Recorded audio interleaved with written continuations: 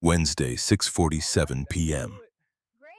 The rain hammered James Mitchell's windshield like fists demanding entry. Each drop a tiny explosion against glass already struggling to keep the world at bay. His phone buzzed in the cup holder, and the caller ID made his stomach drop before he even answered. Children's Memorial Hospital never called with good news. Sophia's school nurse, voice tight with controlled panic. "Mr. Mitchell, Sophia collapsed during after-school program. Her heart rate spiked to 160. The ambulance is taking her to Memorial now." James's foot found the accelerator before his mind caught up to the movement. The truck lurched forward, tires spraying water across the empty construction site parking lot. 7 years old. His baby girl, born with a hole in her heart the size of a dime, living on borrowed time and prayer while he scraped together money for surgery that cost more than most people earned in 2 years. The highway stretched before him, a river of red taillights blurring through rain and fear. His hands gripped the steering wheel hard enough to hurt, knuckles pale against dark skin. 3 years since Alicia died in their bedroom, cancer eating her from the inside while she smiled and told Sophia everything would be fine. 3 years of being both mother and father, of bedtime stories and school plays and trying to fill a hole no man could fill alone. His phone buzzed again. Helen, his mother. "I'm at the hospital. She's stable. Breathe, baby." But breathing felt like a luxury he hadn't earned. Not when Sophia's medical bills sat in a drawer at home, numbers climbing towards 6 figures while his bank account held barely 5. Not when the surgery she needed, the one that might actually fix her heart instead of just managing symptoms, required $85,000 that insurance laughed at covering completely. The storm intensified as he drove, wind shaking the truck hard enough that he had to fight to keep it centered in the lane. Appropriate, he thought. God had a sense of humor about timing. On the passenger seat, his work tablet showed the day's earnings, $847 in billable hours, minus taxes, minus the cut that went to Harrison Construction. Another drop in an ocean of debt. Movement ahead. Hazard lights blinking through the gray curtain of rain. A dark shape on the shoulder. Most people would blow past, especially in weather like this. James felt his foot moving toward the brake before conscious thought could intervene. His father's voice, 20 years gone but still loud in memory. "Son, you see someone needs help, you help. Don't matter who they are or what it costs you. That's what separates men from animals." The vehicle was a Mercedes S-Class, black and gleaming despite the downpour, the kind of car that cost more than James made in 3 years. A figure stood beside the open hood, soaked through, one hand pressed to an earpiece while the other gestured at the engine with helpless frustration. Business suit, heels, completely unprepared for the reality of a broken-down car on a highway that didn't care about quarterly earnings or board meetings. James pulled onto the shoulder 20 feet back, grabbed the emergency kit from behind his seat. The rain attacked the moment he opened the door, cold needles finding every gap in his work shirt. He jogged forward, already cataloging the problem from the way the hood sat, the position of the jumper cables scattered on the wet asphalt. The woman turned at his approach, and time performed a magic trick that physics professors would deny but every human recognized. Not stopping exactly, just stretching, pulling, making space for the impossible to settle into place like it had always belonged there. Karen Bennett. 10 years collapsed into 10 seconds, and James felt every one of them in his chest, a different kind of heart attack than the one threatening his daughter. She looked older, better somehow, in the way people do when they finally grow into the person they were always supposed to become. Her hair, darker than he remembered, plastered to her face in wet ropes. The suit probably cost what he made in a month, ruined now by rain and mud. But her eyes, Christ, those eyes hadn't changed at all. Still green like spring grass, still carrying that mixture of intelligence and something else he'd never quite been able to name. Recognition hit her a half second after it hit him. Her phone slipped from her hand, caught by the lanyard around her neck. Her lips moved, forming his name, but the wind stole the sound before it could reach him. James forced himself to look at the engine, not at her face, not at the way rain ran down her throat, disappearing beneath the collar of her blouse, not at the small scar above her left eyebrow. New since he'd known her, evidence of a life he hadn't witnessed. "Battery or alternator?" His voice came out rougher than intended, scraped raw by surprise and the sheer impossibility of this moment. She swallowed hard. "I don't know. It just died. I was on my way to a meeting and—" She stopped herself, seeming to realize how absurd it sounded. What did meetings matter now, with him standing 3 feet away and a decade of silence screaming between them? James moved to his truck, retrieved jumper cables that had saved more than one stranded driver over the years. His hands worked on autopilot, muscle memory taking over while his brain struggled to process. Karen Bennett, the woman who'd left him 3 weeks before their wedding, claiming she wasn't ready, that she needed to find herself, that staying would suffocate them both.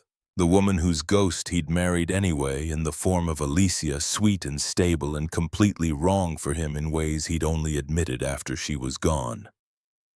"I've got it." He connected the cables with practiced efficiency, refusing to meet her gaze. "Try it now." Her hand trembled on the door handle. The Mercedes engine turned over on the first attempt, roaring to life with mechanical indifference to the emotional wreckage surrounding it. James disconnected the cables, movements sharp and precise. Karen stepped out of her car and he could feel her gathering courage the way you could feel a storm building even before the first thunder. "James, I know I'm the last person you want to see. You're not a person I want to see." He cut her off, voice flat and final as a closed door. "You're just someone who needed help. I helped. We're done." But she pulled a business card from her purse, writing on the back with a pen that barely worked in the rain. The card read, "Karen Bennett, CEO, Bennett Digital Marketing," in crisp professional font. Her personal cell number appeared on the reverse in handwriting he recognized. Loops and curves exactly as they'd been when she used to leave him notes taped to his apartment door. "If you ever need anything," she pressed the card into his hand before he could refuse it. "I owe you more than just this." The card was already wet, ink beginning to smear. James pocketed it without promises, without acknowledgement. "Take care of yourself." Walking back to his truck felt like wading through concrete. Every step required conscious effort, boots heavy with more than just rain and mud. In the rearview mirror, Karen remained by her Mercedes, one hand pressed to her chest as she watched him drive away. His phone buzzed before he'd made it 3 miles. "Helen, where are you?" Sophia keeps asking. The hospital parking garage swallowed him into fluorescent brightness. A cathedral of concrete and fear where every echo sounded like a prayer bouncing off uncaring walls. James took the stairs instead of the elevator, needing the burn in his legs, the reminder that he could still move, still act, still do something in a world that kept taking and taking. Sophia looked impossibly small in the hospital bed, surrounded by monitors that beeped their mechanical lullaby. Her dark skin, usually rich and warm, had taken on an ashy undertone that made James's throat tighten. But she smiled when she saw him, gap-toothed and brave, his daughter through and through. "Daddy!" She reached for him with arms trailing IV lines. "I had an adventure. Miss Rodriguez says I was very brave." James gathered her carefully, mindful of the wires and tubes, breathing in the strawberry scent of her shampoo mixed with antiseptic. "The bravest girl I know. What happened, baby?" We were playing tag and my heart got confused, started beating too fast like it forgot the rules. She spoke with the matter-of-fact tone children used when discussing things that would break an adult. "Dr. Phillips says I need the surgery soon, before my heart forgets too many rules." Helen stood by the window, face carved from worry and something harder. His mother had buried a husband at 43, raised 2 sons alone, and watched one daughter-in-law waste away from disease. She'd earned the right to look exhausted. Dr. Phillips appeared with charts and gentle eyes, the kind of practiced sympathy that came from delivering bad news 3 times before lunch. "Mr. Mitchell, we need to talk about timeline. Sophia's episodes are increasing in frequency and severity. We can manage with medication for now, but she needs the surgery." James kept his voice steady for Sophia's sake. "How long can we wait?" "6 months, maybe less, and Mr. Mitchell, I know cost is a factor, but we have payment plans, charitable programs. I'll handle it." Pride and poverty, 2 sides of the same worthless coin. "Just tell me what needs to happen." The doctor's look said everything his professional courtesy wouldn't let him speak. They both knew the math. Surgery cost $85,000, insurance covered 60%. James made $52,000 a year before taxes, had $14,000 in savings, and expenses that ate every paycheck like a hungry animal. Helen walked him out into the hallway while a nurse checked Sophia's vitals. She didn't speak until they were far enough away that small ears couldn't overhear. "Baby, I've got $15,000 in my retirement account. Take it." "Mama, no." "Don't you mama know me, James Anthony Mitchell?" Her voice carried the steel that had shaped 2 boys into men. "That's my grandbaby in there. My money, my choice." "And what happens when you need it? When your car breaks down or the house needs repairs?" He rubbed his face, exhaustion pulling at every muscle. "I appreciate it, but I'll find another way. Pride's gonna kill you one day." But she said it softly, with understanding. She'd raised him to stand on his own feet after all. Couldn't fault him for learning the lesson too well. James returned to Sophia's room, settled into the uncomfortable chair that would be his bed for the night. His daughter was already drifting, medication pulling her under like gentle hands. He held her small fingers, felt her pulse beating against his palm, too fast, too irregular, a drum with a broken rhythm. His phone buzzed, a text from an unknown number. "I hope your daughter is okay. I saw the hospital sticker on your truck dashboard. K." He stared at the message, at the presumption of it, the casual invasion. But beneath the anger sat something else. Karen had always noticed details other people missed. Used to guess his mood by the way he tied his shoes, could read stress in his shoulders before he felt it himself. He deleted the message without responding. The past had no place in this sterile room where his daughter fought a war against her own body. Morning arrived with weak sunlight through Venetian blinds, painting prison bar shadows across linoleum. Sophia woke cheerful despite everything, wanted pancakes and cartoons, her resilience a rebuke to every adult who'd ever complained about minor inconveniences. Dr. Phillips cleared her for discharge with a prescription adjustment and stern warnings about activity levels. James dressed her carefully, helped her into the wheelchair required by hospital policy even though she could walk fine. "Mr. Mitchell."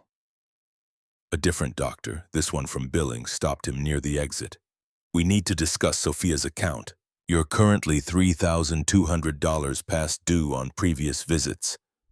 And last night's ER admission will add approximately $2,800. We can set up a payment plan.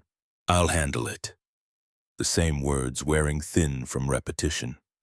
"Send me the paperwork."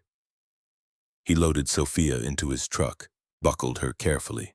She chattered about the hospital breakfast, about the nurse who let her listen to her own heartbeat, about everything except the scared underneath. Kids were good at that, at pretending everything was fine until the adults fixed it or the world ended, whichever came first. Helen met them at his house, a small 2-bedroom that had been Alicia's choice, back when they thought they'd have more kids, more time, more everything. His mother had already made Sophia's favorite breakfast, scrambled eggs with cheese, toast cut into triangles. "You going to work?" Helen asked while Sophia ate, her question carrying judgment he'd earned. "Joe's expecting me at the Harrison site. We're behind schedule as it is." That child needs her father. That child needs surgery that costs more than I make in 18 months. He said it quietly, without heat. I'll be back by dinner. The construction site occupied 2 acres of mud and promise, an old elementary school being gutted and rebuilt into something the neighborhood's kids deserved. James pulled in at 7:30, already late, to find his crew standing around Joe Martinez's truck instead of working.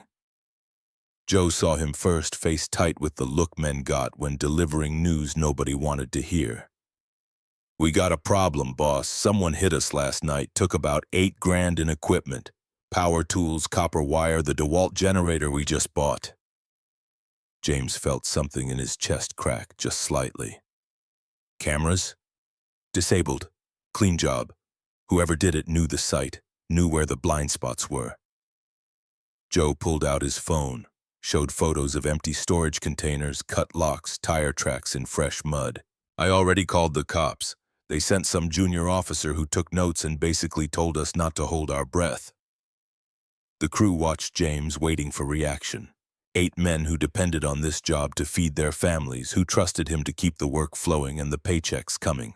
Tommy Garcia, the youngest at 24, looked particularly nervous, hands shoved deep in his pockets. We'll file insurance claims, rent replacements, and eat the cost on the timeline delay. James kept his voice level, projecting confidence he didn't feel. Everyone back to work, we'll figure this out. But Joe pulled him aside once the crew dispersed. Tommy's been acting weird all week, jumpy, borrowed money from 3 different guys. I'm not saying he did it, but don't. James cut him off. Tommy's a good kid, got in some trouble a few years back, but he's been straight since. Don't start throwing accusations without proof. Your funeral, boss. Joe walked away, and James pretended not to see the doubt in his old friend's eyes. The morning passed in the familiar rhythm of physical labor, measuring and cutting and building something real from nothing. James lost himself in it, the honest work that left him too tired to think, too sore to feel anything except the satisfaction of problems that had solutions. Lunchtime brought his phone buzzing again. Unknown number, but he answered anyway, half expecting another bill collector. Mr. Mitchell, this is Karen Bennett. I hope I'm not calling at a bad time. His hand tightened on the phone hard enough that the case creaked. How did you get this number? Joe Martinez. I called Harrison Construction's main office, asked for the foreman on the school renovation project. A pause, careful. I'm not stalking you, James. I have a legitimate business reason for calling. I'm listening. He walked away from the crew, seeking privacy near the fence line. Bennett Digital is expanding. We need to build out a new office space, about 12,000 square feet.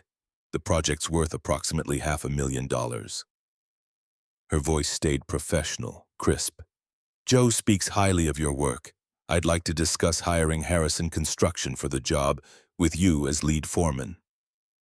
James's mind raced through implications, seeing traps where maybe none existed.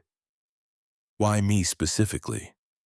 Because from what I understand, you're the best at what you do. And I need the best.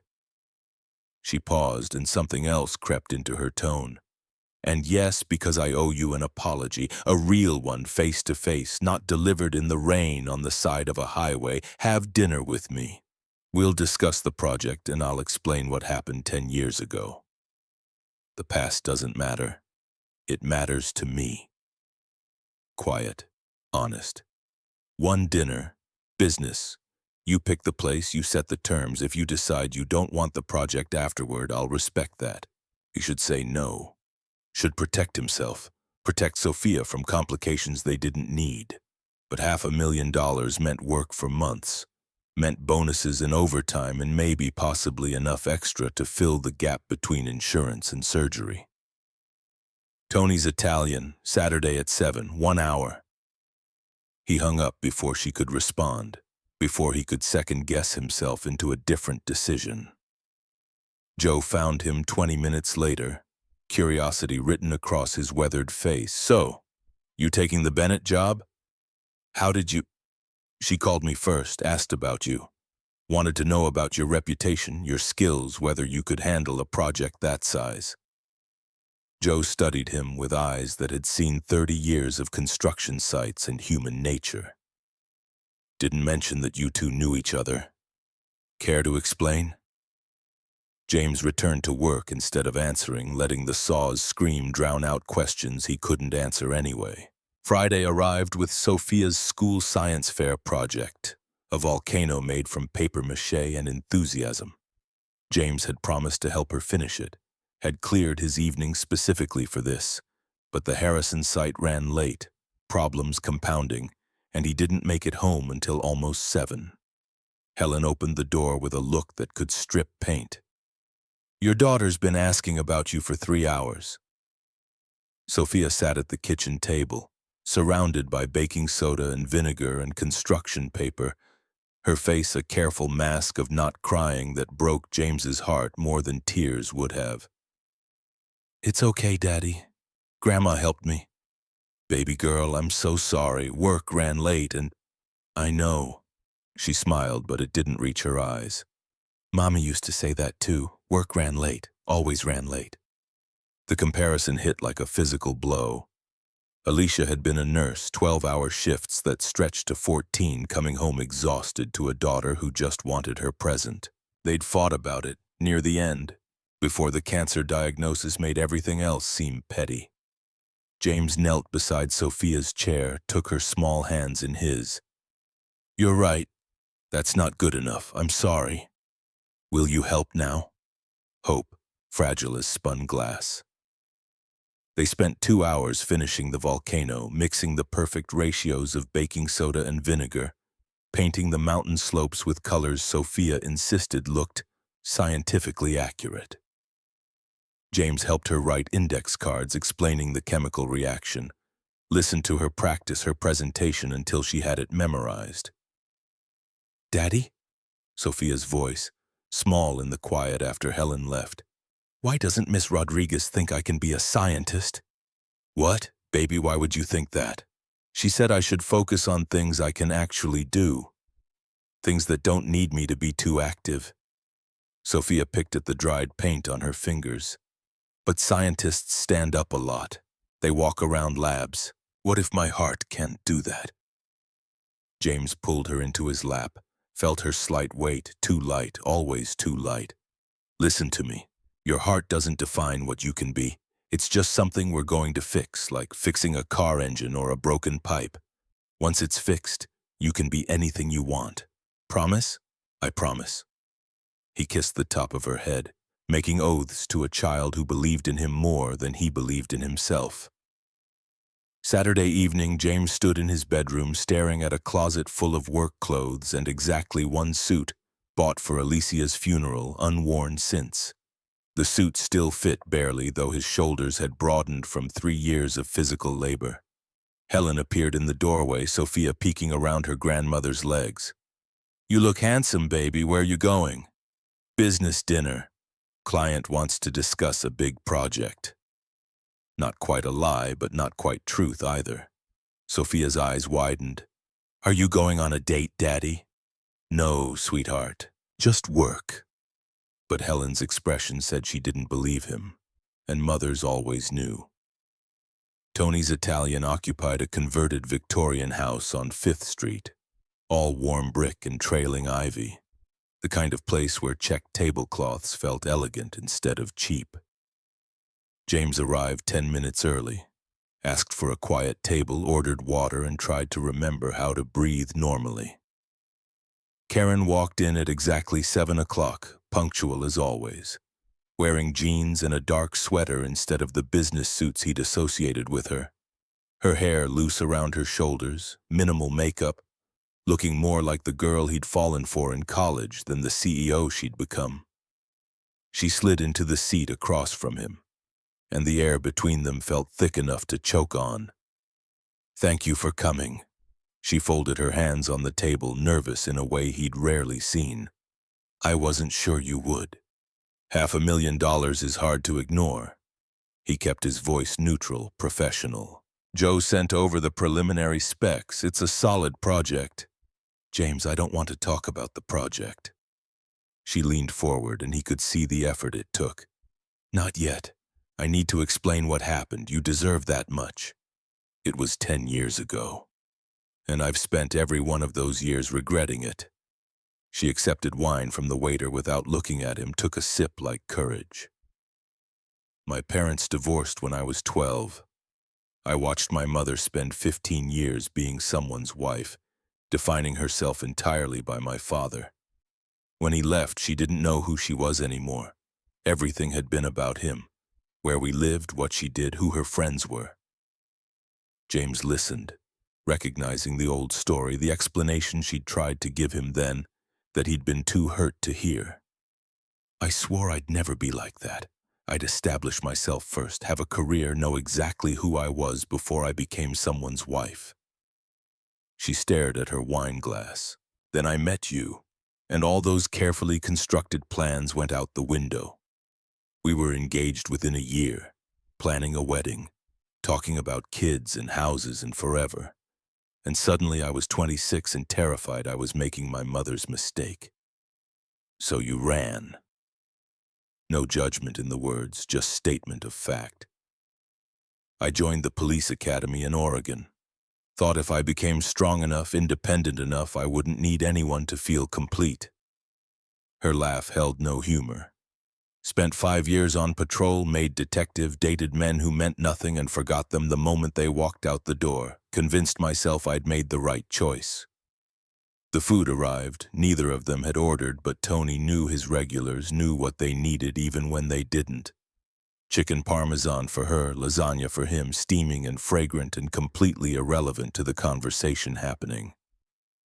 I moved into consulting, then marketing, built Bennett Digital from nothing, made my first million by 33, my second by 35. Karen pushed food around her plate. Had everything I thought I wanted, and every single day I wondered what you were doing. You could have called. And say what? Sorry I destroyed you, but I've realized I was wrong. You'd moved on, got married, had a daughter. She finally met his eyes. I saw the wedding photos on Facebook. Your wife was beautiful. James's jaw tightened. Don't. I'm not trying to. She stopped, regrouped. I saw the obituary 3 years ago. I wanted to come to the funeral, but I had no right, no place in your grief. No, you didn't. He took a drink of water, needing something to do with his hands. Alicia was a good woman. She deserved better than a husband who was still in love with someone else. The admission hung between them like smoke. Karen's eyes widened slightly. James? I married her because she was everything you weren't. Steady, simple, available. The words tasted like ash. Spent 6 years telling her I loved her, and it was true, just not the way she deserved. She knew. Never said anything, but she knew. I'm sorry. Don't be. He leaned back, exhausted. She gave me Sophia. I can't regret that, but I regret lying to her every day for 6 years. Regret making her compete with a ghost she could never beat. The waiter appeared, asking about dessert. They both declined, and the man retreated, leaving them alone with truths too heavy for a restaurant built for celebration. Karen reached across the table, stopped just short of touching his hand. When the position opened here, I had offers from Portland and San Diego. Both paid more, both had better career prospects. I chose this city because I needed to know if what we had was real or if I'd built it up in my memory to justify my regret. And now? James pulled his hand back, refusing the contact. You've seen me, satisfied your curiosity. We can talk about this project like adults and pretend this conversation never happened. I don't want to pretend. Her voice cracked slightly. I came back because I still love you. Not the boy you were, but the man you've become. I've spent 2 years in this city watching you from a distance, seeing you with your daughter, reading about the school project in the local paper. You're exactly who I thought you'd be, James. Good and steady and honorable even when it costs you. James stood abruptly, chair scraping loud against hardwood. You don't get to do this. Show up after 10 years and declare feelings like that makes it okay. I know it doesn't. I have a daughter who needs heart surgery that costs more than I'll make in 2 years. I have a life that's barely held together with duct tape and prayer. I don't have room for complications. He pulled out his wallet, threw cash on the table. Send the project specs to Joe. I'll take the job because I need the money. But that's all this is. Business. He made it to the parking lot before she caught him, her hand on his arm, stopping him like an anchor. One more thing, please. She was crying now, not bothering to hide it. I made $2 million last year. I can write a check for your daughter's surgery right now. Let me help. The offer hit him like a punch. He turned slowly, looked at her with something between gratitude and rage. I have dignity, Karen. His voice came out quiet, deadly serious. I don't need your guilt money. My daughter deserves a father who earns his way, not a man who takes handouts from his past. Understanding flickered across her face, something like respect mixed with regret. You're right. I'm sorry. That was insulting. Yeah, it was. But some of the anger leaked out of him, replaced by exhaustion. I loved you 10 years ago more than I thought possible. Then I loved my wife, differently but real. She died in my arms 3 years ago, and I don't know if I can love anyone again without feeling like I'm erasing her memory. Karen stepped back, giving him space. I understand. The project is yours if you want it. No strings, no expectations, and James? She pulled a different card from her purse, not business this time. Personal stationery, expensive. This is my home address. If you ever want to talk, really talk, I'll be there. No pressure, no agenda, just available. He took the card without promises, climbed into his truck. In the rearview mirror, she stood alone in the parking lot, backlit by the restaurant's warm glow, looking like everything he'd lost and everything he couldn't afford to find again. The drive home passed in a blur of streetlights and regret. His phone buzzed at a red light. Text from Joe. Bennett just confirmed the project starts Monday. You okay with this? James typed back. Yeah, it's just business. But even he didn't believe that. Sunday morning, Helen brought Sophia to church, let James sleep in for the first time in months. He woke to sunlight through thin curtains, his bedroom a museum of a life he'd tried to move past. Alicia's jewelry box still sat on the dresser. Her bathrobe hung on the bathroom door. He couldn't bring himself to move them, couldn't decide if keeping them meant honoring her memory or refusing to let go. His phone showed 3 missed calls from Joe and a text. Need you at the site. Police want to talk to you about the theft. The construction site was crawling with people when he arrived. Not just cops, but Harrison Construction's owner, Jim Harrison himself, a man who only appeared when money or liability demanded it. Joe stood by the trailer, face grim. What's going on? Detective wants to interview everyone who had access to the site. Joe jerked his head toward a woman in slacks and a blazer, badge clipped to her belt. Been here an hour already, asking questions about security codes, who knew the camera positions. The detective turned and James felt the universe laughing. Because of course it would be Karen standing there with a notepad and professional expression, looking every inch the cop she'd been in Oregon. Their eyes met across 30 feet of mud and tension. She walked over and he could see her rebuilding walls, putting distance between the woman from last night and Detective Bennett this morning. Mr. Mitchell, I'm Detective Karen Bennett with Metro Police. I understand you're the foreman on this project. All business, not a trace of personal history in her voice. I need to ask you some questions about site security and employee access. Of course, Detective. 2 could play professional. Whatever you need. But when she pulled out her notepad, when her hand brushed his accidentally as she passed him a document to review, James felt something crack in the careful control he'd spent 3 years building. This was going to be a problem. This was going to be a disaster. And somewhere in the back of his mind, beneath the fear and the anger and the sheer impossibility of it all, a small voice whispered, "This might be exactly what you need." Monday morning arrived with the kind of false brightness that made everything seem possible until reality reasserted itself. James stood in the lobby of Bennett Digital Marketing, surrounded by glass and chrome and the particular silence that money bought. The building occupied prime downtown real estate, 12 stories of ambition wrapped in reflective windows that turned the city into abstract art. The receptionist, a young woman whose smile looked practiced to the point of automation, directed him to the 11th floor executive offices, where decisions got made by people who'd never held a hammer or understood that a day's work meant something you could point to and say, "I built that." Karen's assistant met him at the elevator, a sharp-eyed man named Derek, who managed to convey both efficiency and barely concealed curiosity. "Ms. Bennett is in a meeting. She asked me to show you the space we're renovating." The 11th floor's east wing stood empty, waiting. 12,000 square feet of potential, currently just drywall and concrete and dreams measured in square footage. James walked through it slowly, cataloging load-bearing walls, electrical conduits, the ventilation system that would need complete overhaul. His mind performed calculations automatically, translating empty space into materials and labor and time. Derek handed him architectural drawings, the kind of detailed schematics that spoke of serious money and serious expectations. "Ms. Bennett wants this completed in 3 months. Is that feasible?"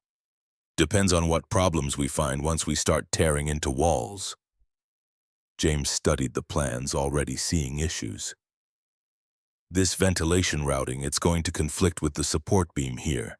And your electrical load calculations, they're not accounting for the server room power draw." Derek's eyebrows rose. "The architect assured us. The architect drew pretty pictures. I build actual buildings." James pulled out his phone, started photographing problem areas. "I can make this work, but it's going to cost more than your initial estimate, and the timeline's tight enough to be dangerous if we hit complications. I'll let Ms. Bennett know." Derek's respect had shifted from polite to genuine. "She said you were the best. Looks like she was right." Karen appeared as Derek left, carrying the armor of business casual like a shield. Navy blazer, crisp white shirt, her hair pulled back severe enough to hurt. Everything about her said professional distance, except her eyes, which held something too complicated for corporate hallways. "Mr. Mitchell, thank you for coming." She kept 3 feet between them, a gap that felt deliberate. "What do you think?"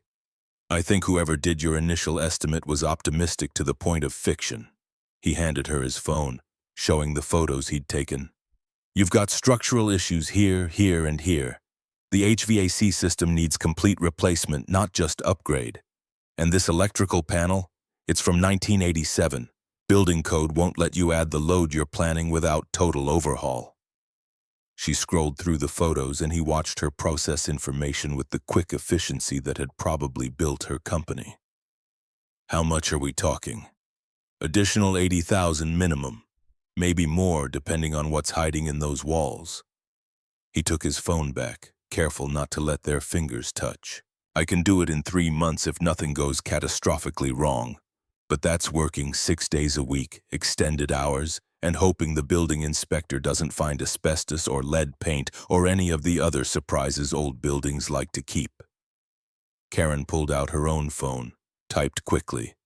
"Done. I'll have contracts drawn up by end of day. Derek will coordinate schedules, but James—" She stopped herself, corrected. "Mr. Mitchell, I'd like you to work from here, not just supervise remotely. I need someone on site who understands the scope." "That's not standard for a foreman. This isn't a standard project." She met his eyes directly, and there it was, the thing she wasn't saying. "I need the best. That's you. Name your price for the consulting time." He named a figure that made her blink. She nodded without hesitation. "Agreed. Can you start today?" "I've got the Harrison site to manage. Joe Martinez can handle day-to-day there. You said so yourself in last quarter's report." She'd done her homework. Of course she had.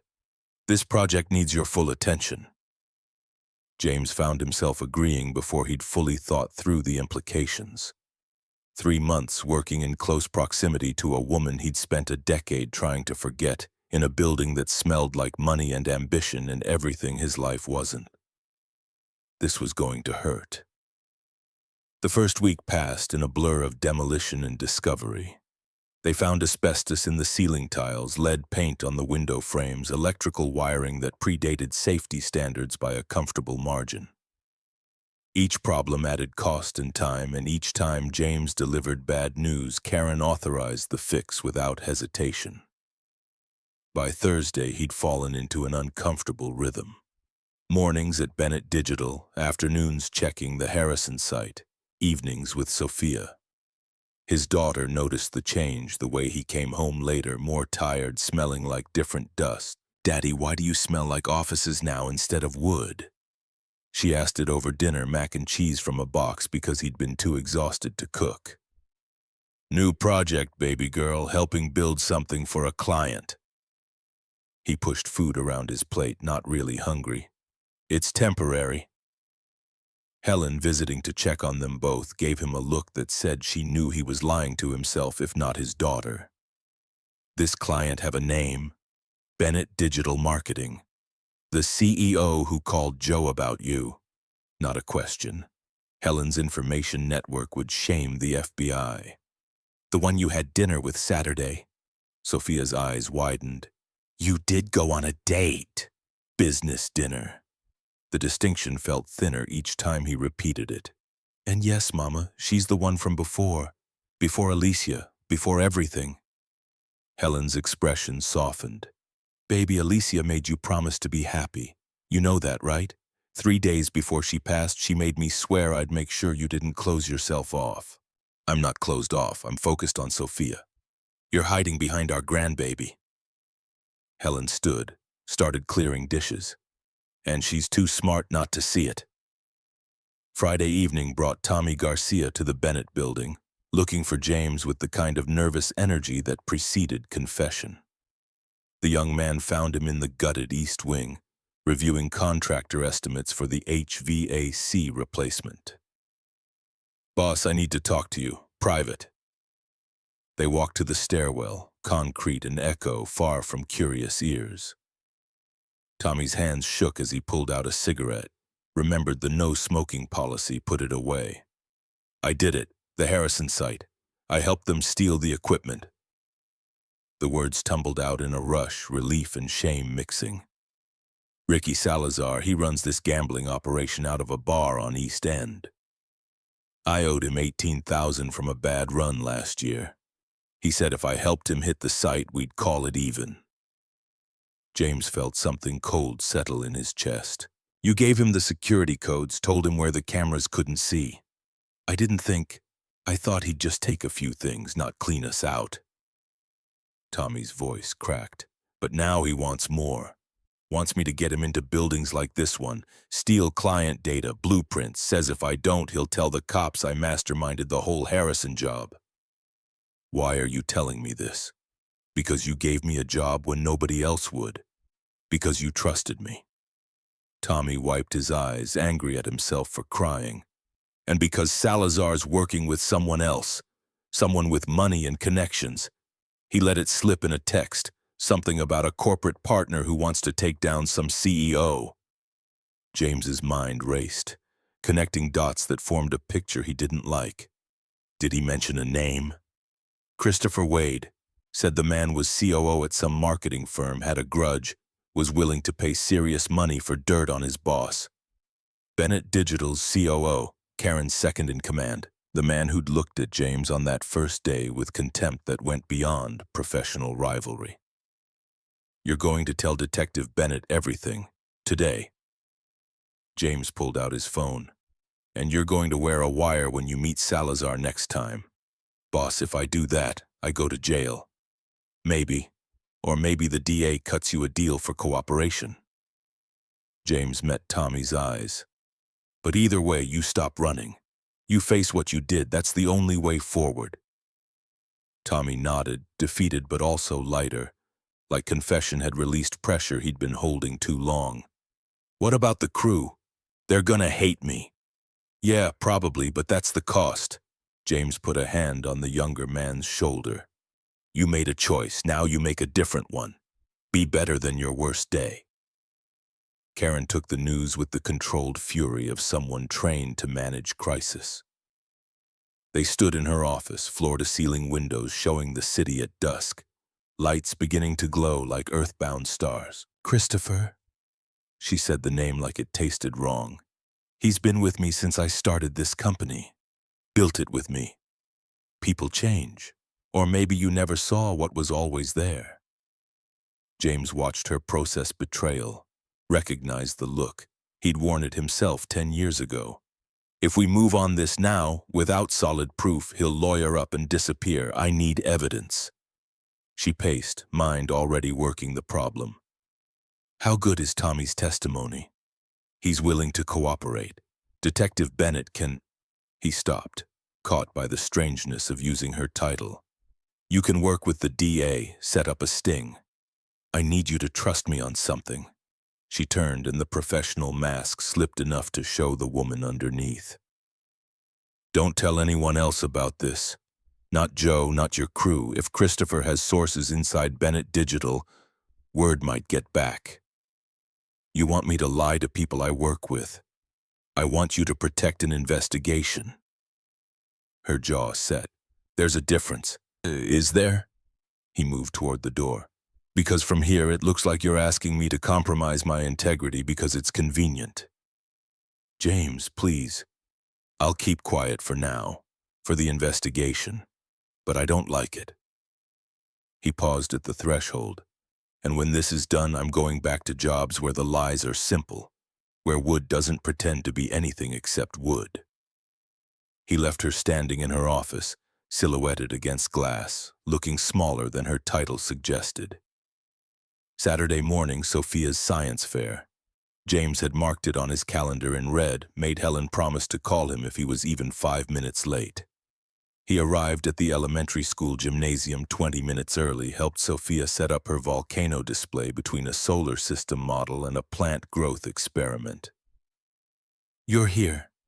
She said it with surprise that hurt more than accusation would have.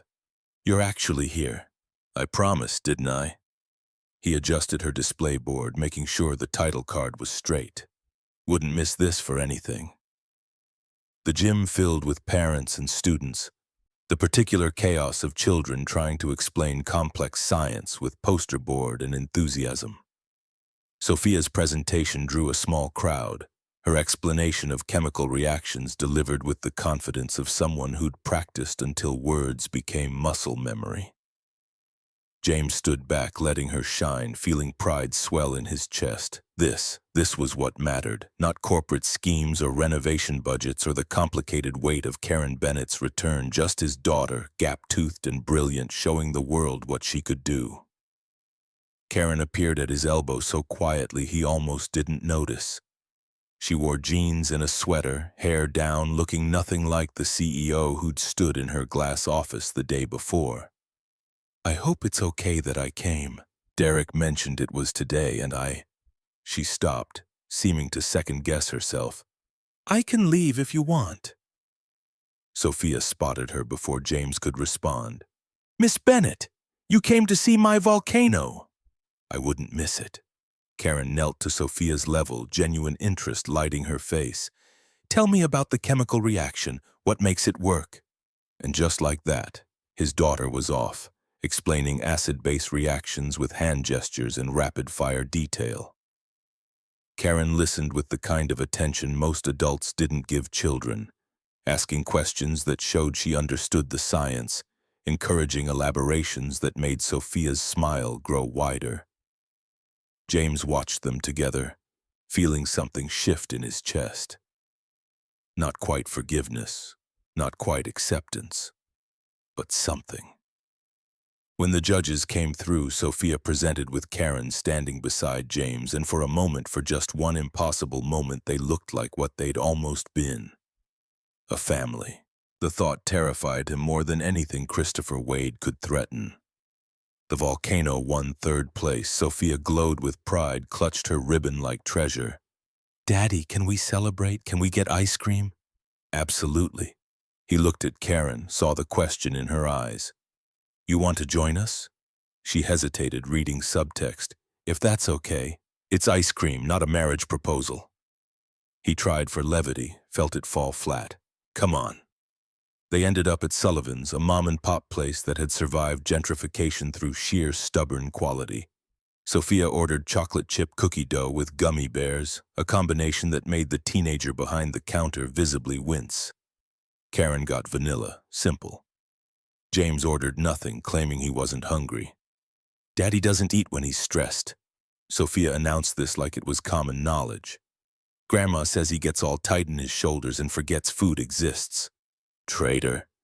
But he said it fondly, ruffling her hair. Karen smiled, but something sad lived behind it. Your grandma sounds wise. She is.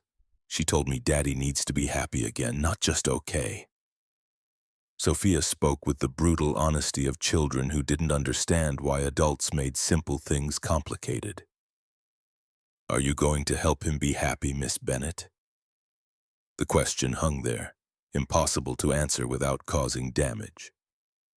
Karen looked at James, seeking permission or maybe rescue. He had neither to offer. I'm trying, sweetheart, but happiness is complicated when you're grown up. Karen took a small bite of ice cream. Sometimes people hurt each other even when they don't mean to, and fixing that hurt takes time. Did you hurt Daddy? Sophia asked it simply, directly, the way she asked if rain was wet. Yeah, I did. Karen didn't look away from James when she answered. A long time ago, and I've been sorry ever since. Daddy says when you hurt someone, you apologize and try to be better. Sophia licked her spoon, considering. Did you apologize? I'm trying to, every day. James's phone buzzed, breaking the moment. Helen texting. Heart monitor alert from school. Sophia's cardiologist wants her in for testing Monday. Called to reschedule. They can't guarantee another opening for 3 weeks. Cold fear, familiar now, settled in his stomach. He looked at his daughter, vibrant and alive, eating ice cream with abandon, and saw the invisible clock ticking. Everything okay? Karen caught the change in his expression. Sophia needs some tests, medical stuff. He pocketed the phone. It's fine. But Karen's eyes said she knew he was lying. They parted in the parking lot, Sophia insisting on hugging Karen goodbye. The woman held his daughter like something precious and fragile, and James had to look away from the tenderness of it. Monday brought Tommy Garcia to the police station with a lawyer Joe had helped him find. Detective Karen Bennett, in her official capacity, took his statement, got him processed through the system. The DA's office agreed to a cooperation deal, full testimony in exchange for probation and community service instead of jail time. Tommy wore a wire to his next meeting with Salazar. Federal agents recorded everything, the gambling operation, the stolen goods fence, Salazar bragging about his corporate partner who was willing to pay top dollar for Bennett Digital's client list and proprietary algorithms. By Wednesday, they had enough for warrants. Christopher Wade's office was raided at dawn, FBI agents carrying out boxes of documents while employees watched in stunned silence. The man himself was arrested in the parking garage, still holding his morning coffee, face frozen in disbelief that morphed into rage. James watched from the 11th floor, saw Christopher being loaded into a federal vehicle, saw the man look up and meet his eyes. The hatred there was pure and absolute. Karen stood beside him, silent, watching her company's COO taken away in handcuffs. He was my first hire, the person I trusted most. People show you who they are, eventually. James turned from the window. The question is whether you see it in time. Thursday evening, James worked late at Bennett Digital, finishing electrical inspections before the city inspectors arrived Friday morning. Most of the staff had gone home, leaving the building quiet except for the hum of HVAC and distant traffic. He found Karen in the gutted East Wing, sitting on the floor surrounded by fabric samples and paint chips, looking lost. Picking colors at 8 p.m. on a Thursday, that's dedication. She looked up, and he saw she'd been crying. I can't decide. Everything looks the same to me right now. James sat down beside her, careful to leave space. What's wrong? Christopher's lawyer is claiming I knew about the scheme, that I sanctioned it to eliminate competition.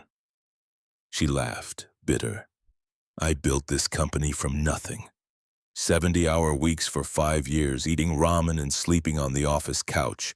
And now my own COO is trying to destroy me to save himself. The evidence will clear you. Will it? Or will I spend the next 2 years in court watching everything I built get picked apart by lawyers?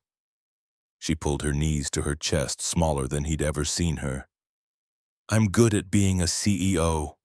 I know how to make money, close deals, manage teams, but I don't know how to do this. How to trust people when the person you trusted most betrays you. James recognized the question underneath, the real one she wasn't asking. I trusted you, completely. Planned our wedding, imagined our kids, saw our whole future like it was already written. He picked up a paint chip, navy blue, turned it over in his hands. Then you left, and I had to learn that trust isn't binary. It's not on or off. It's choosing to believe in someone even when you know they might hurt you. How do you do that? You decide what you can live with, what risks are worth taking. He set down the paint chip. Alicia, my wife, she knew I didn't love her the way I loved you. She chose to trust that what I could give her was enough. And most days it was. Karen turned to face him fully. Was it enough for you?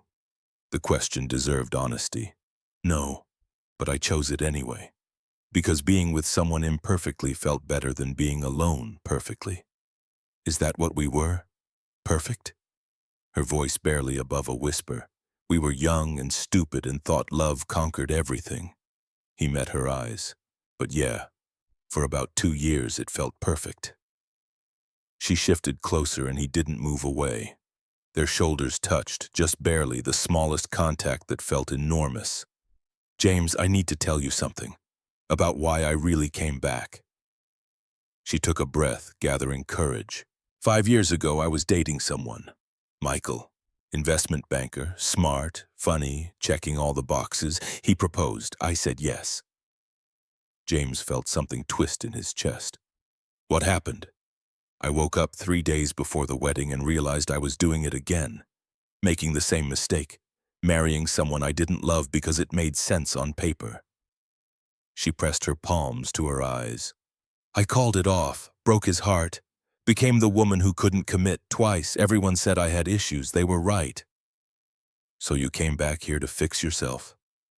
I came back to find out if the problem was me or if it was that I'd never stopped loving you. She lowered her hands, looked at him with raw honesty that hurt to witness. 5 years of therapy taught me that I ran because I was scared. My mom lost herself in marriage.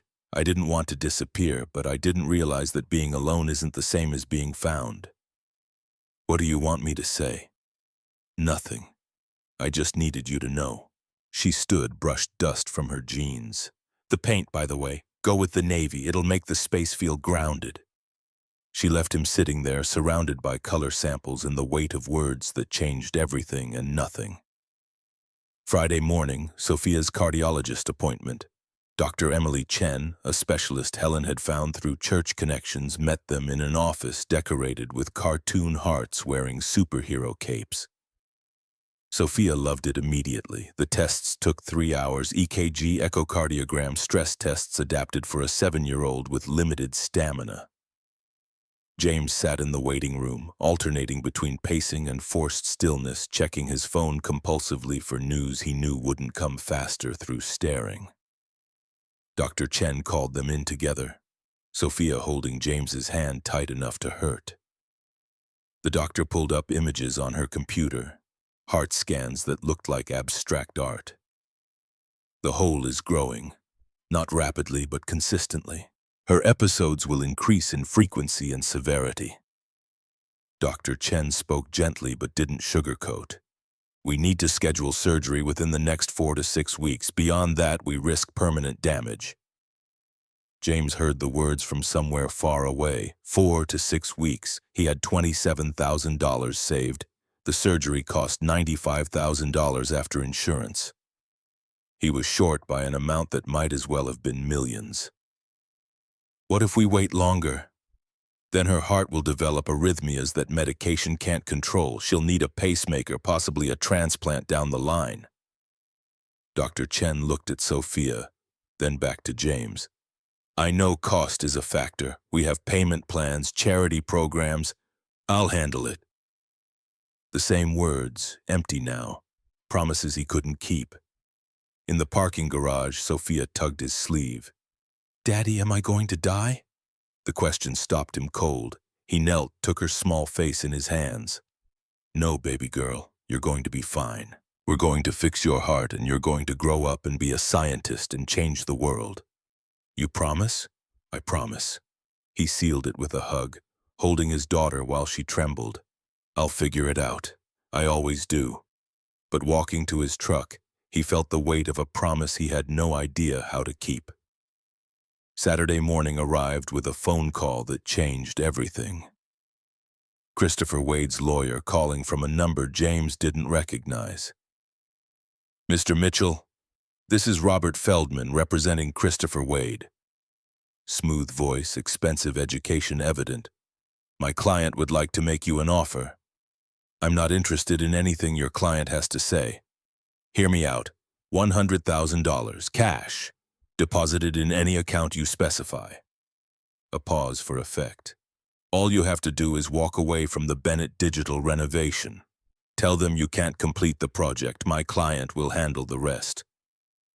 James's grip tightened on the phone. Your client is under federal investigation. Charges that won't stick if certain witnesses become unavailable or less credible. The lawyer's tone stayed pleasant. You have a daughter who needs expensive surgery, Mr. Mitchell. My client is offering you a way to pay for that surgery. All we need is your cooperation, or at the very least your silence. And if I refuse, then you continue your relationship with Ms. Bennett. Continue working on a project that will inevitably face delays, cost overruns, problems. Your daughter's surgery gets postponed, 4 weeks becomes 6, 6 becomes 12, medical complications arise. No threat in the voice, just statement of fact. These things happen. James felt something hot and dangerous rise in his chest. You're threatening my daughter. I'm stating reality. Time is a factor in medical treatment. Delays have consequences. The lawyer's voice hardened. My client is offering you a clean solution. Take the money. Walk away. Your daughter lives. Everyone wins. Except Karen Bennett. Ms. Bennett will be fine. She has resources. Your daughter has a hole in her heart and a father who can't afford to fix it. The pause felt calculated.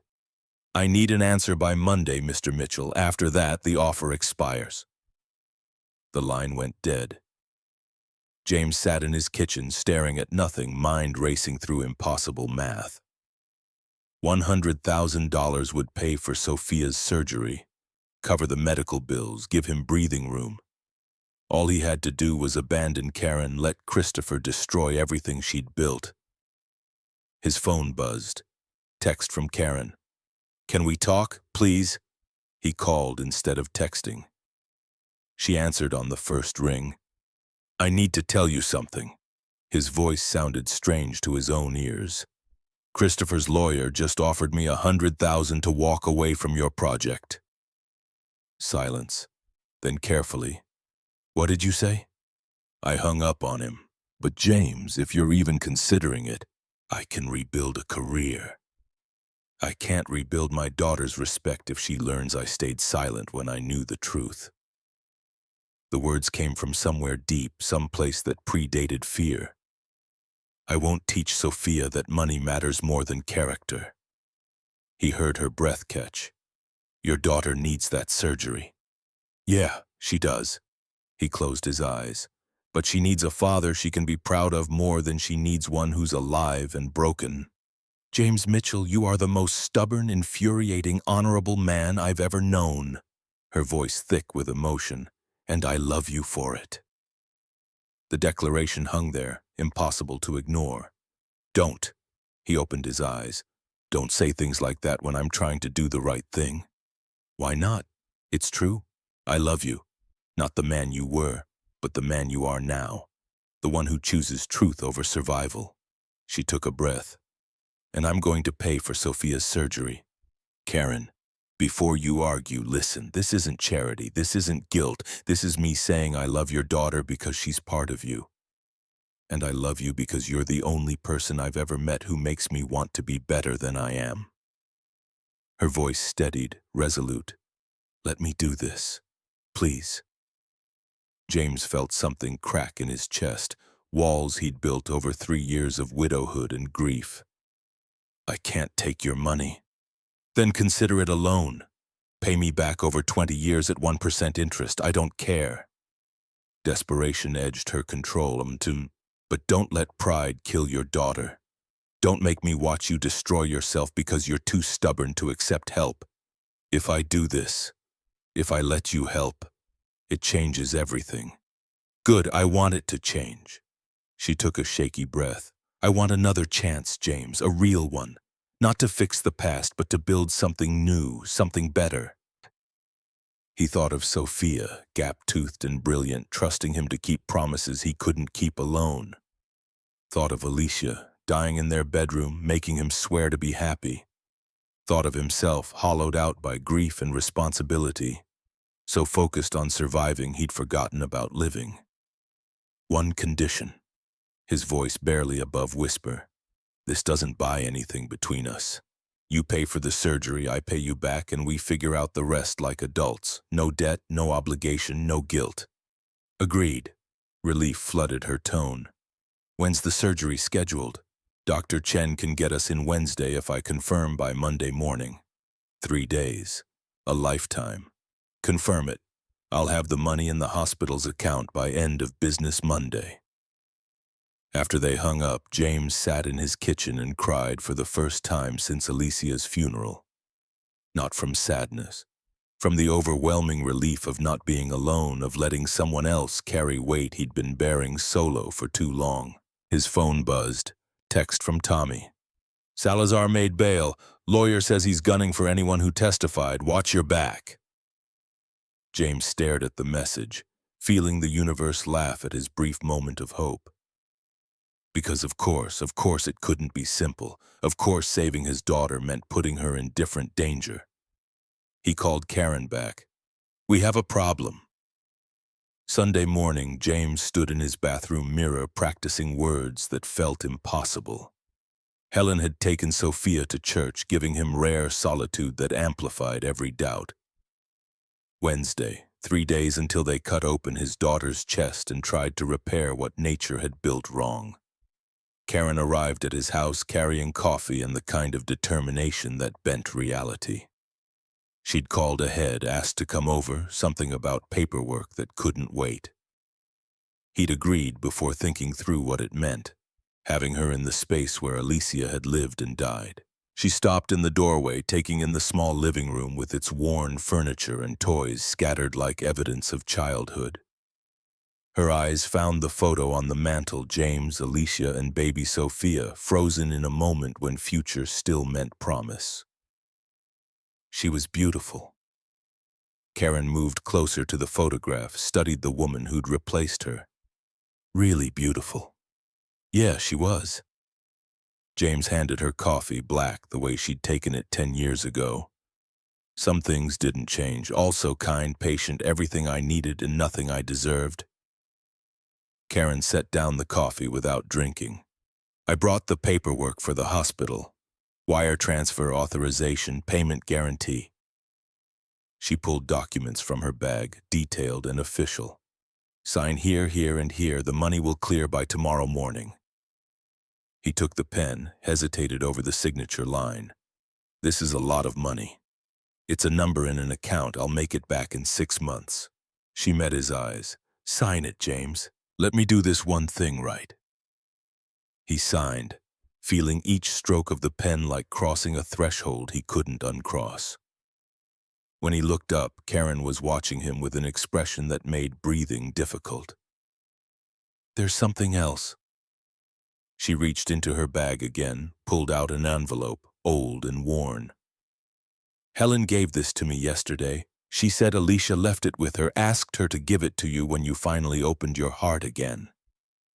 James's hands trembled, taking the envelope. His name in Alicia's handwriting, looping and gentle, the script of someone who'd believed in beauty even when dying. I'll give you privacy. Karen moved toward the door. Stay.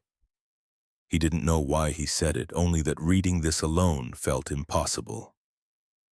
Please. She settled onto the couch, silent witness, while James opened an envelope that held his dead wife's blessing or curse. He couldn't predict which. The letter ran 2 pages, dated 3 weeks before Alicia died. Her handwriting already shaky from medication, words bleeding together at the edges. My darling James, if you're reading this, it means you've found someone. I'm so happy, don't you dare feel guilty. You gave me the best years of my life. I knew walking into our marriage that part of your heart lived somewhere else. I chose you anyway because the part you could give me was enough. More than enough. You need to know something. I wasn't an idiot. I saw the way you looked sometimes, like you were remembering a different life. I saw how you flinched when someone mentioned weddings or second chances. And I loved you anyway, fiercely, completely, because that's what real love does. It chooses. Sophia needs to see what whole love looks like. She needs to know that her father isn't just surviving, but living. She needs to understand that love doesn't end when someone dies. It evolves, multiplies, finds new ways to grow. So whoever you found, whoever made you brave enough to read this letter, thank her for me. Thank her for being strong enough to reach past your grief. Thank her for loving my daughter by loving her father. Be happy, baby. You've earned it. You gave me everything I asked for and more. Now go give someone else your best years. I'll always be Sophia's mama. But she deserves to see you complete. Tell her about me sometimes. Make me real in stories, but don't make me a ghost that haunts your present. I want to be a beautiful memory, not a burden. All my love, forever and always. Alicia James finished reading with tears running down his face, silent and hot. Karen sat frozen on the couch, her own eyes wet, hands clasped tight in her lap. She knew. His voice broke on the words. She knew, and she married me anyway. She loved you. Karen's whisper barely audible. Real love sees everything and chooses anyway.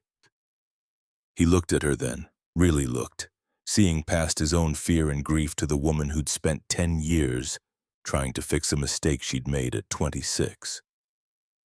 Why did you really come back, Karen? Not the sanitized version, the truth. Because I woke up at 36 years old in a penthouse apartment, surrounded by everything I thought I wanted, and realized I was just alone. Successful and alone. She stood, paced to the window. I came back because I needed to know if you'd forgiven me, if there was any possibility that we could... She stopped, regrouped. I came back because I never stopped loving you, and I needed to know if that made me romantic or pathetic. Which is it? I'm still figuring that out. She turned to face him. But reading that letter, knowing your wife blessed this, knowing she wanted you to be happy, James, I want to try. Really try. Not to recapture the past, but to build something new, something better, because we're older and wiser and broken in ways that might actually fit together.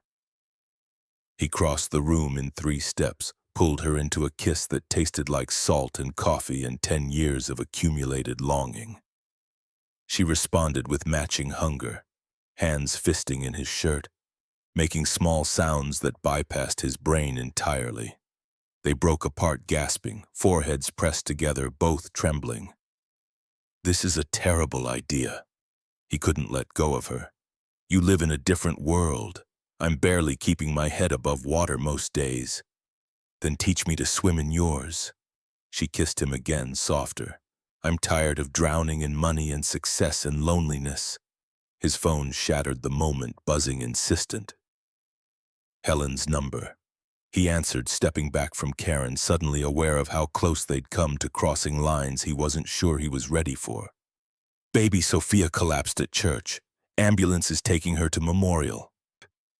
His mother's voice tight with controlled panic. Her heart rate hit 180. They're saying emergency surgery tonight, can't wait until Wednesday. The world tilted. I'm coming. He grabbed keys, wallet, Karen following without question. They took her car, faster and newer, and she drove with the controlled aggression of someone who understood urgency. The hospital rose before them, white and imposing, a place where miracles and tragedies happened in adjacent rooms. Dr. Chen met them in the ER, scrubs already on, moving fast. We need to operate now. Her heart is in acute distress, arrhythmia we can't control with medication. Every minute we wait increases the risk of cardiac arrest. But the money, James started, is already here. Ms. Bennett's wire cleared 2 hours ago. I had my assistant process it as soon as the banks opened this morning, anticipating we might need to move quickly. Dr. Chen looked at Karen. You saved her life with that timing. How long is the surgery? Karen's hand found James's, squeezed. 6 to 8 hours. We're going in to patch the hole, repair some valve damage we found on Friday's scans. Dr. Chen's honesty was brutal and necessary. She's young, strong, odds are good, but I won't lie to you. Any surgery on a child's heart carries risk. They prepped Sophia in a curtained bay, an island of beeping machines and terrible possibility. She looked impossibly small in the hospital gown, eyes wide but trying to be brave. Daddy, I'm scared. Her voice tiny, younger than 7. James climbed onto the bed beside her, careful of IV lines, held her close. I know, baby girl, but Dr. Chen is the best. She's going to fix your heart, make it strong. What if I don't wake up? The question every parent dreads, delivered with child's directness. Then you'll see Mama again, and she'll keep you safe until I get there. He kissed her forehead. But that's not happening. You're going to wake up, and your heart is going to work right, and you're going to grow up and be a scientist and make me proud. Sophia looked past him to Karen, standing at the foot of the bed. Will you stay with Daddy? He gets sad when he's alone. Karen moved closer, took Sophia's hand. I'll stay, I promise. Good, I like you. You have sad eyes like Daddy, but you smile more now. Sophia's eyelids drooped, pre-surgery sedatives pulling her under. Maybe you can make each other happy instead of sad. The nurses came to wheel her away. James walked alongside the gurney until they reached the OR doors, kissed her one more time, whispered promises he prayed he could keep. Then the doors swung shut and his daughter disappeared into a place where he couldn't follow, couldn't protect, couldn't do anything except wait. The surgical waiting room existed outside normal time. 7 hours passed in what felt like 7 minutes and 7 years simultaneously. Helen arrived with food nobody ate. Joe Martinez showed up with the crew. Even Tommy came despite his bail conditions. Karen never left James's side. Didn't speak unless he spoke first. Just sat close enough that shoulders touched. A solid presence that kept him tethered when panic threatened to pull him under. Hour 5. His phone rang. Unknown number, but he answered automatically, desperate for distraction. Mr. Mitchell, this is Robert Feldman again. I understand your daughter is in surgery, emergency procedure, very expensive. The lawyer's voice carried false sympathy. My client's offer still stands. In fact, given the circumstances, he's authorized me to increase it to $150,000, more than enough to cover any complications, extended care, whatever she needs. James's grip tightened on the phone. Your client is in federal custody. Released on bail 2 hours ago and very interested in resolving this matter quickly. Feldman's tone hardened. The surgery is happening as we speak, but recovery is long, expensive. Medications, follow-up procedures, potential complications. Your insurance won't cover everything. My client can ensure your daughter has the best care money can buy. All you have to do is walk away from Bennett Digital. Testify that you saw Ms. Bennett approve the data theft scheme. Simple. You want me to commit perjury? I want you to secure your daughter's future. No pretense now, just naked transaction. The choice is yours. Your daughter's health or Karen Bennett's reputation. Choose. James looked across the waiting room at Karen, talking quietly with Helen, offering comfort to a woman who should hate her. Looked at his crew, at Joe and Tommy and men who'd worked beside him for years. Looked at the OR doors behind which doctors fought to save his daughter's life with money Karen had given without hesitation. Tell your client to go to hell. He kept his voice low, controlled. Tell him I'll testify against him every chance I get. Tell him that some things aren't for sale and my integrity is one of them. Mr. Mitchell, be reasonable. I'm being perfectly reasonable. I'm choosing to be a man my daughter can respect when she wakes up. That's worth more than any amount of money. He ended the call, blocked the number. Karen appeared at his elbow. What was that? Christopher's lawyer, upping his bribe, adding threats. James pocketed his phone. I told him no.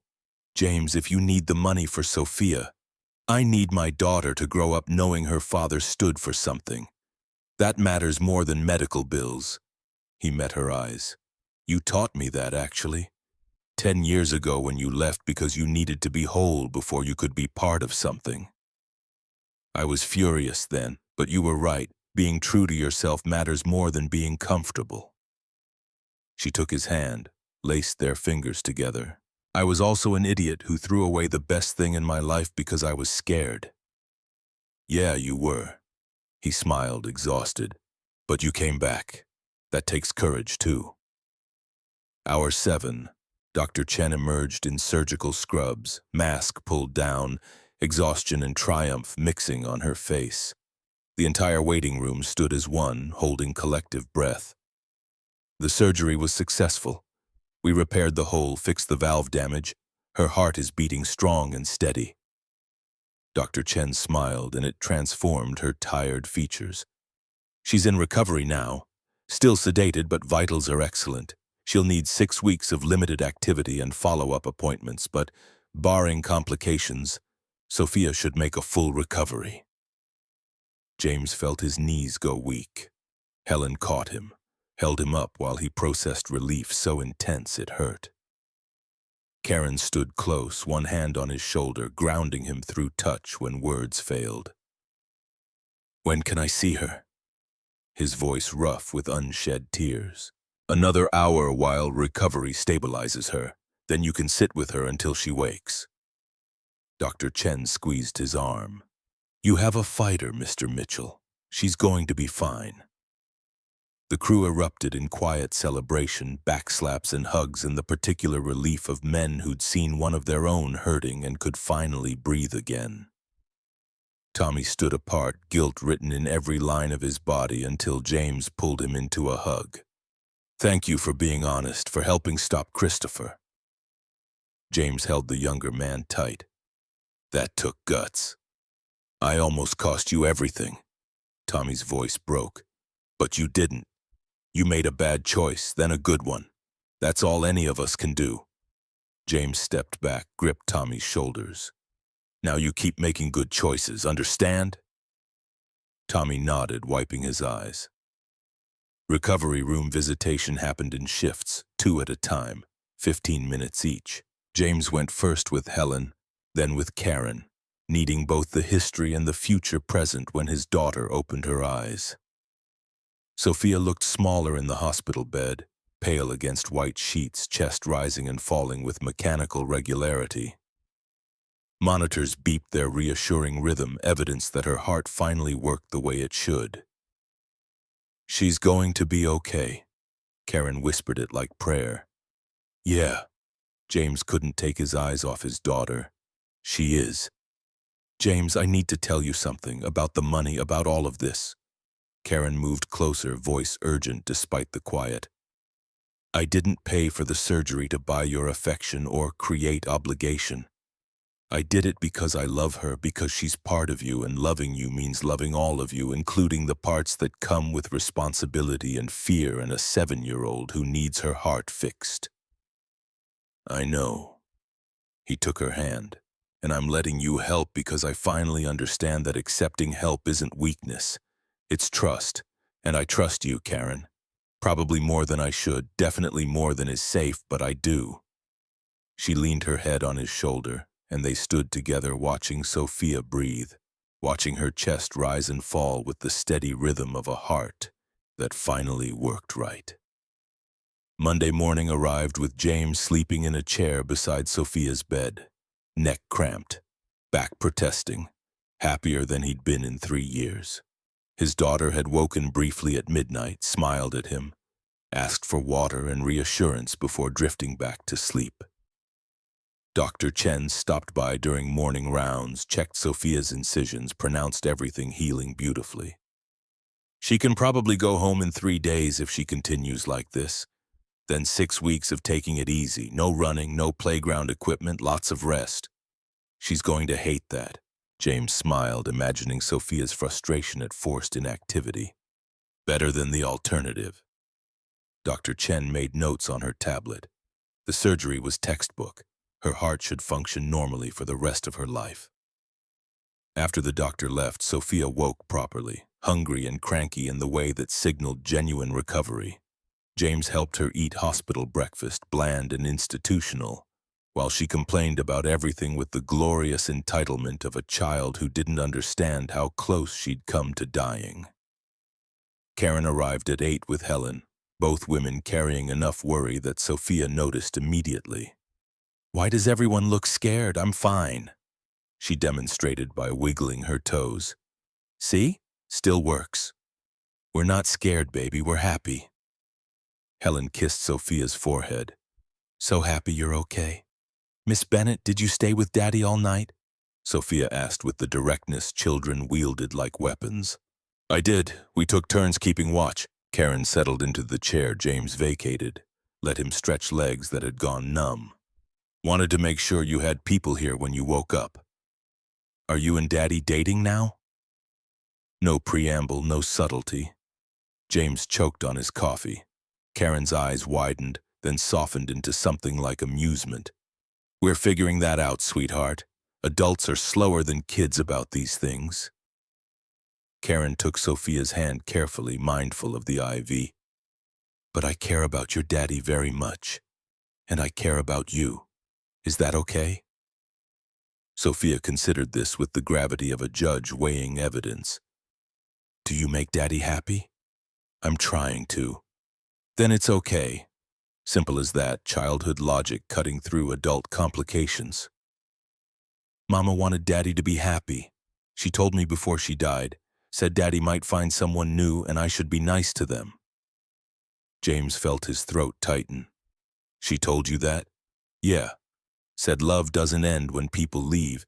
It just finds new places to grow." Sophia spoke with the careful repetition of someone reciting important words. "Like planting seeds. The first flower might die, but the seeds make new flowers."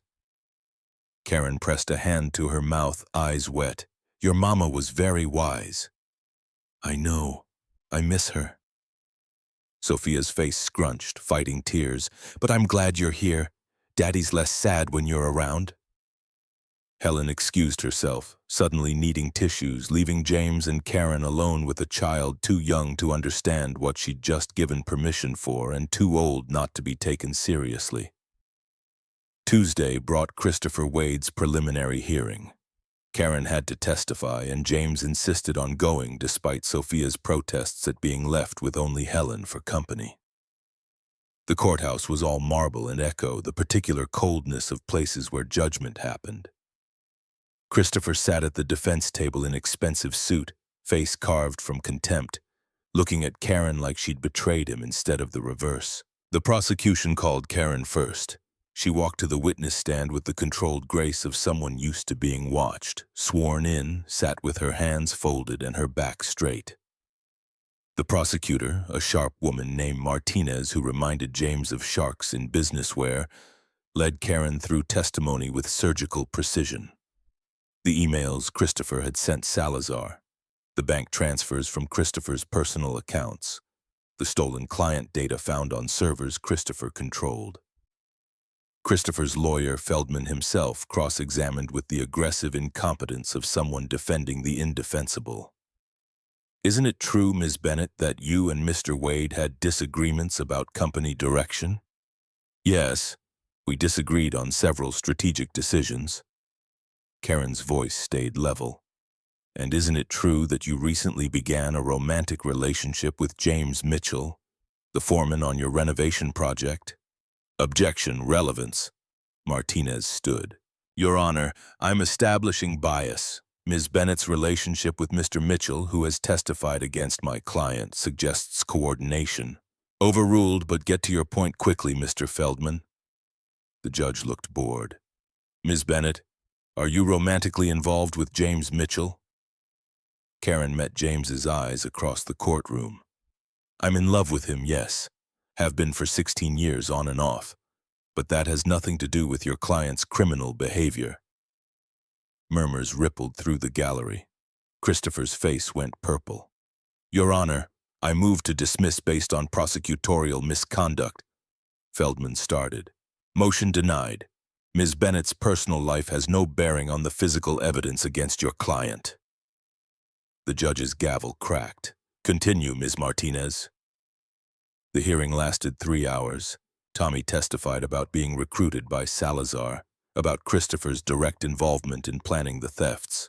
FBI agents presented forensic evidence of Christopher's communications, financial transactions, the whole elaborate scheme to discredit Karen and seize control of Bennett Digital. The judge denied bail reduction, cited Christopher as flight risk and danger to witnesses. Set trial date for 3 months out. Outside the courthouse, reporters swarmed. Karen handled them with practiced efficiency, issuing a brief statement about trusting the justice system before her lawyer hustled her to a waiting car. James met her 2 blocks away at a coffee shop too small for cameras. She collapsed into the booth across from him, exhaustion finally showing. That was a disaster. You did fine.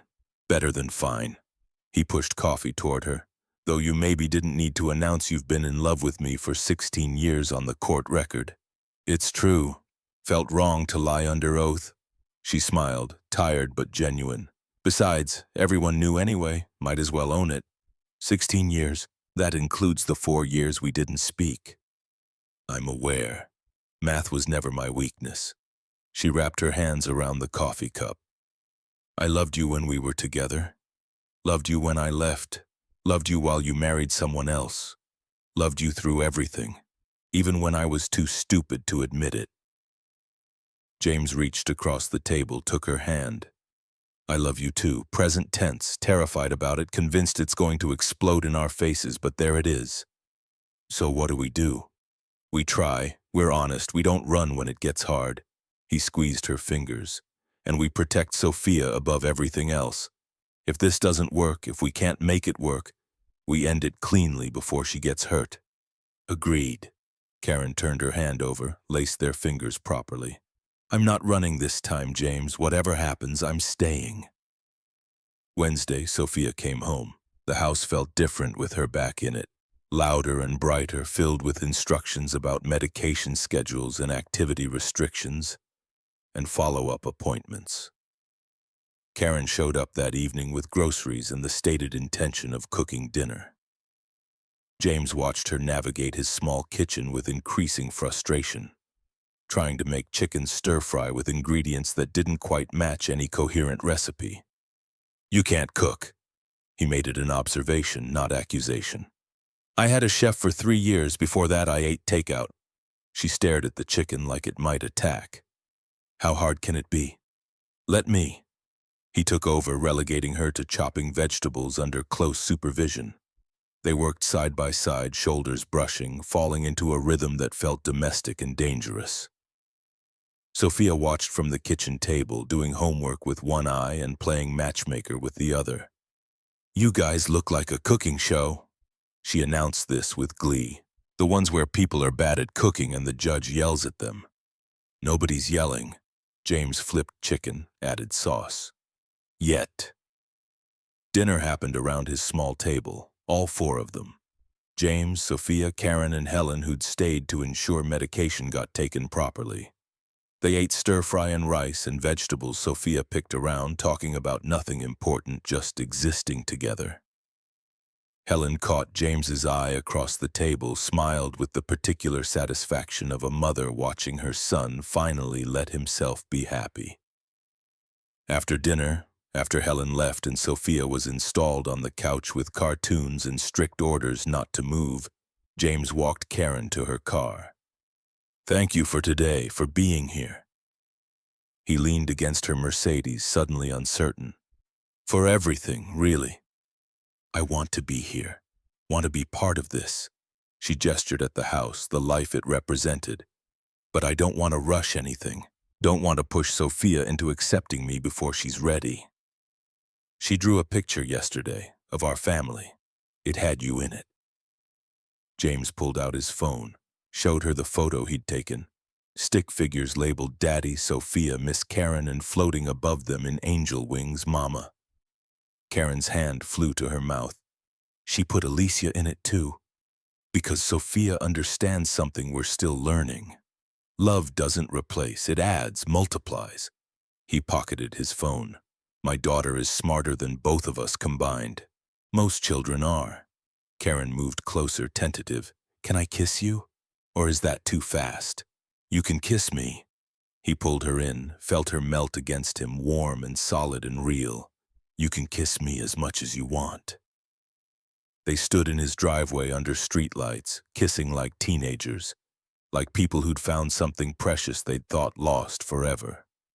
When they finally broke apart, both breathing hard, Karen rested her forehead against his. "I want this to work so badly it scares me." Her whisper ghosted across his lips. "Me too, but being scared means it matters." He kissed her once more, gentle. "We'll figure it out, one day at a time." 6 months later, James stood in Bennett Digital's completed East Wing, admiring 12,000 square feet of transformation. The space gleamed, all new paint and proper electrical and HVAC that actually worked. His crew had finished 2 weeks ahead of schedule, under budget, a minor miracle in construction. Karen walked through with potential clients, showing off the renovation while shooting him glances that made him smile. They'd been officially together for 4 months, taking it slow, letting Sophia adjust, building something that felt sustainable. The board meeting that afternoon brought unexpected news. Christopher Wade had taken a plea deal. 5 years federal prison in exchange for full cooperation and victim restitution. Bennett Digital would recover most of what he'd stolen, though reputation damage lingered. More importantly, the board had voted to restructure. Karen stepped down as CEO, moved to chairman position, brought in an experienced operator to run day-to-day while she focused on strategy. The decision surprised everyone, including James. "I want time." She explained it over dinner that night, the three of them at Tony's Italian becoming regulars again. Time to not work 70 hours a week, time to be present, time to figure out what matters beyond quarterly earnings. Sophia approved wholeheartedly, especially when Karen mentioned teaching her chemistry through baking, translating equations into cookies. The trial happened in autumn. James testified clearly, factually, without embellishment. Tommy testified about his recruitment, his redemption arc playing well with the jury. Karen testified last, and the jury deliberated for 3 hours before returning guilty verdicts on all counts. Christopher got 7 years federal prison after the judge rejected his plea deal, citing lack of genuine remorse. Salazar got 5 years. Tommy completed his community service, stayed clean from gambling, got promoted to assistant foreman under Joe Martinez. Winter brought Sophia's 8-year checkup with Dr. Chen. Perfect heart function, full activity clearance, permission to run and play and be a normal kid. The relief James felt transcended words. "Can I play soccer?" Sophia asked with hope that hurt to witness. "You can play soccer," Dr. Chen smiled. "You can do anything you want. Your heart is fixed, completely." Spring arrived with James moving his small family, him, Sophia, and increasingly Karen, into a larger house. Not mansion scale, just enough space for Sophia to have a real bedroom and home office for when Karen worked remotely, and a life that felt full instead of merely survived. Karen kept her penthouse but spent most nights at the new house, slowly integrating wardrobes and toiletries in the thousand small invasions that marked commitment. Sophia's science fair that year featured a project on heart surgery, complete with detailed drawings and explanations that made parents uncomfortable and judges impressed.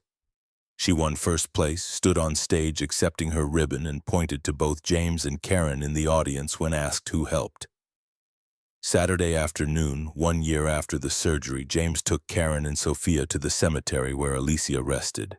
They brought flowers, cleaned the headstone, sat on grass that had finally grown back properly. Sophia talked to her mother's grave with the easy familiarity of someone who did this regularly. "Mama, I got all A's this semester, and my heart works perfect now. And Daddy's happy. Miss Karen makes him smile the way you used to." Karen held James's hand, silent witness to a conversation between daughter and ghost. "We miss you, Mama, but we're okay. Better than okay." Sophia placed flowers carefully. "Daddy says you wanted him to be happy. Thank you for that, for making him promise." On the drive home, Sophia fell asleep in the back seat, exhausted from emotional honesty. James drove with one hand, the other laced with Karen's. "She's remarkable." Karen watched Sophia in the rearview mirror. "You raised an amazing human. We raised her, Alicia and me. Now you." He squeezed her fingers. "Takes a village, apparently." "James Mitchell, are you saying I'm part of your village?" "I'm saying you're part of my family if you want to be." He pulled into their driveway, killed the engine. "I'm saying I love you, that I want this permanently, that I'm ready to stop being scared of happiness." Karen unbuckled, leaned across the console to kiss him. "I want that too, want all of it. The regular life, the complications, the sticky fingers and science projects and PTA meetings. Then let's do it. Let's build something real." He kissed her back, tasting future and possibility. "Let's prove that second chances work when people are brave enough to take them." They carried Sophia inside together, tucked her into bed, still in her clothes because waking her seemed cruel. Stood in her doorway watching her sleep, this child who'd survived broken hearts and surgery and adults figuring out love the hard way. Later, much later, James found Karen on their back porch, staring at stars visible despite city light pollution. He wrapped arms around her from behind, held her close. "What are you thinking?" "That I wasted 10 years being scared. That I almost missed this because I couldn't get out of my own way." She leaned back into him. "That I'm grateful every single day that you gave me another chance. I'm grateful you came back. That you were brave enough to risk rejection." He kissed her temple.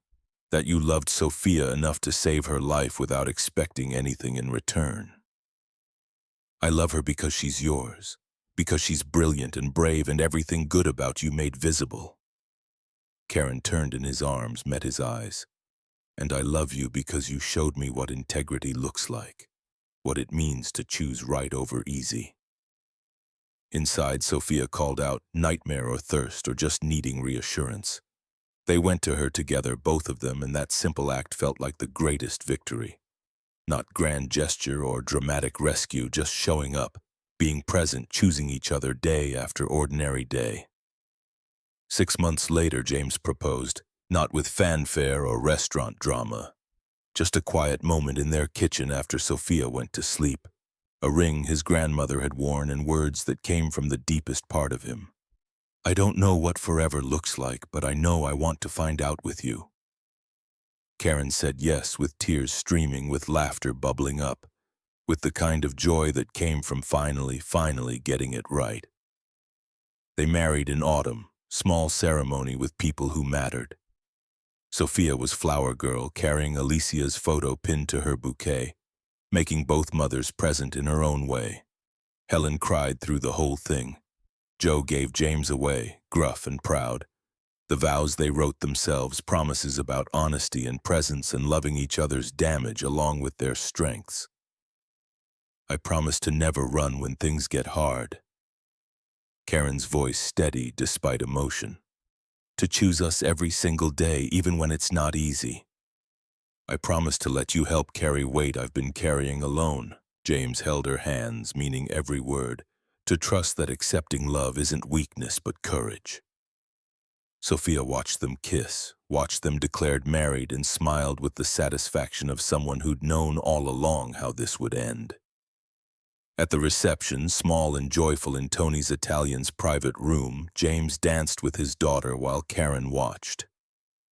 Sophia stood on his feet, letting him guide her around the floor, and whispered secrets that made him laugh. "What's she saying?" Karen asked when Sophia ran off to cake. "That Mama would have liked you. That she knew because Mama visited her in dreams and said so." James pulled Karen onto the dance floor, held her close. 8-year-olds, man, they see things we miss. Maybe they do. Karen rested her head on his shoulder. Maybe children understand that love doesn't divide, it multiplies. They danced until the music stopped, until guests filtered home, until it was just them and Sophia and a life they'd built from broken pieces and second chances. That night, putting Sophia to bed in the house they all shared now, James told her the story of how he met Karen twice, once when they were young and stupid, once when they were older and brave enough to try again. "Which time was better?" Sophia asked, already drifting. "The second time, because we knew what we had to lose." He kissed her forehead. "Sleep tight, baby girl, dream good dreams." "Daddy?" She caught his hand as he stood. "Thank you for being happy, for letting us be a family again. Thank you for being patient while we figured it out." He squeezed her fingers. "I love you, Sophia, more than anything." "Love you too, and Daddy? Mama says she's proud of you." He left before she could see him cry, found Karen waiting in the hallway, knowing without being told that he needed holding. They stood together in the darkness, grateful for heartbreak survived and love found, and children wise enough to lead adults home. Outside, the world kept turning. But inside this house, this small, perfect house filled with second chances and hard-won happiness, everything was exactly as it should be. Part 3 complete. Word count, 6,499 word.